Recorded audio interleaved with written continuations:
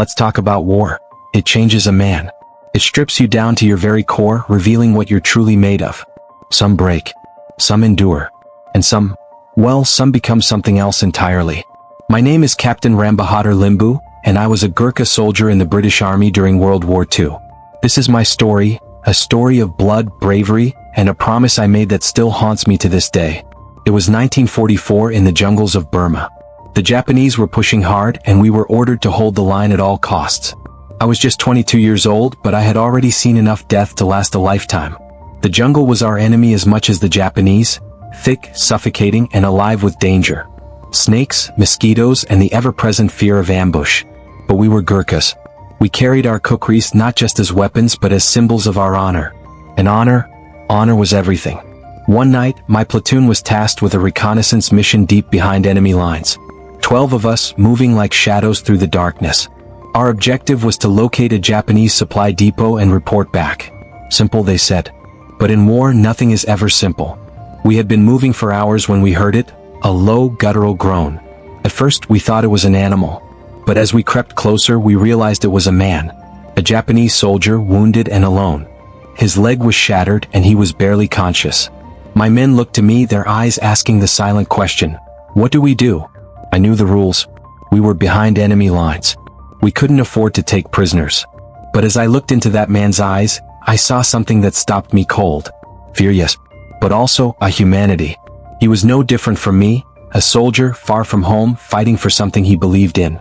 I made a decision. Against all orders, against all logic, I told my men to bind his wounds and carry him with us. It was a mistake. A costly one. The wounded soldier slowed us down, and by dawn we were still far from our objective. That's when the ambush came. A burst of machine gun fire tore through the jungle, and my men fell like wheat before a scythe.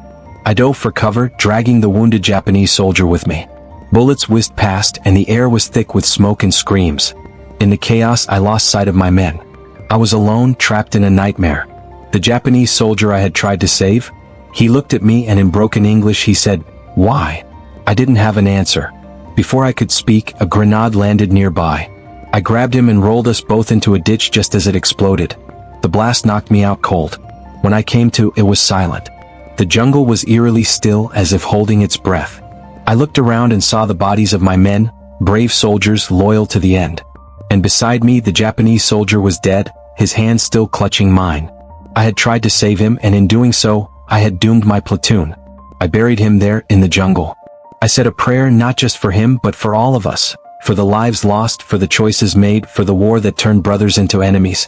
I took his dog tag and swore an oath I would never forget. Not him, not my men, not the cost of war. That dog tag still hangs above my fireplace, a reminder of the day I learned that war is not just about killing. It's about surviving. It's about holding on to your humanity, even when the world is hell.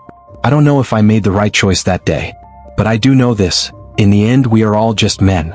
And sometimes, the hardest battles are the ones we fight within ourselves. To all the soldiers who have fought and fallen, may your stories never be forgotten. This is Captain Rambahadur Limbu, signing off.